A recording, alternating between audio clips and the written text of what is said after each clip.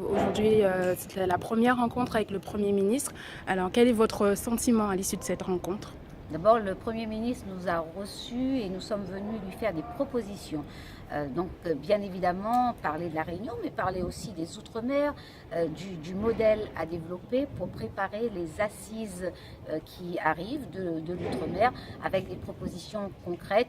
Et bien évidemment, nous avons aussi parlé des enjeux que nous avons à relever dans les territoires ultramarins avec les nouvelles politiques publiques apportées, et nous avons aussi parlé des sujets d'actualité. Alors, également. quels sont les sujets pour la Réunion, les dossiers prioritaires que vous avez traités avec le Premier ministre aujourd'hui?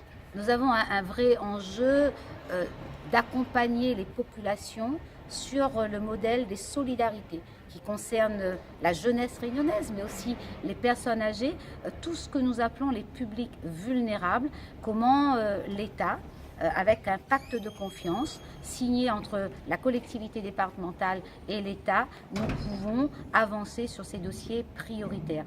Puis l'autre axe de travail, c'est nous avons sur le modèle économique de la croissance à La Réunion, mais qui s'appuie sur des leviers exogènes, c'est-à-dire les grands chantiers, la route du littoral qui a créé de l'emploi, mais il nous faut trouver et accompagner ces mutations, accompagner les entreprises réunionnaises avec un pacte de confiance que nous avons proposé entre les banques réunionnaises, les banques et les entreprises réunionnaises pour créer les conditions endogènes du développement en s'appuyant sur les leviers qui sont les nôtres, le tourisme, faire en sorte qu'il y ait plus de tourisme à La Réunion avec les hauts que nous avons, des hauts classés au patrimoine mondial de l'UNESCO. Et puis nous avons aussi d'autres leviers, celui par exemple de tout ce qui touche la digitalisation des petits territoires comme les nôtres. Les jeunes doivent, comme les personnes âgées, pouvoir se servir d'un ordinateur, pouvoir créer des entreprises, et nous savons qu'il y a du dynamisme à La Réunion.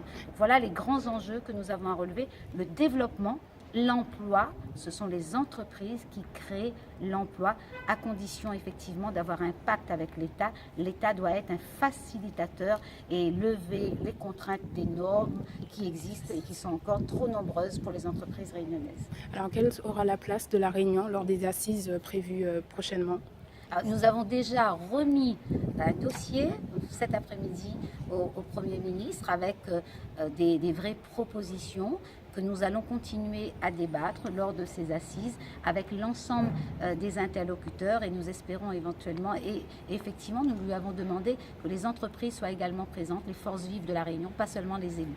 Est-ce que le Premier ministre vous a donné une date pour les assises à La Réunion, les assises des Outre-mer? En tous les cas, nous lui avons demandé de venir rapidement.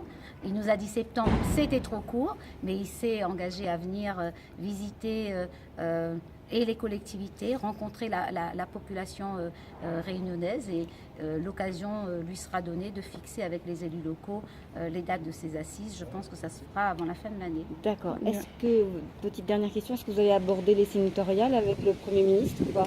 Nous avons bien évidemment parlé un peu de politique. D'accord. Donc, est-ce que vous officialisez votre candidature sénatoriale? Vous le verrez dans les jours qui viennent. Voilà. D'accord. Vous le verrez dans les jours qui viennent. Merci infiniment.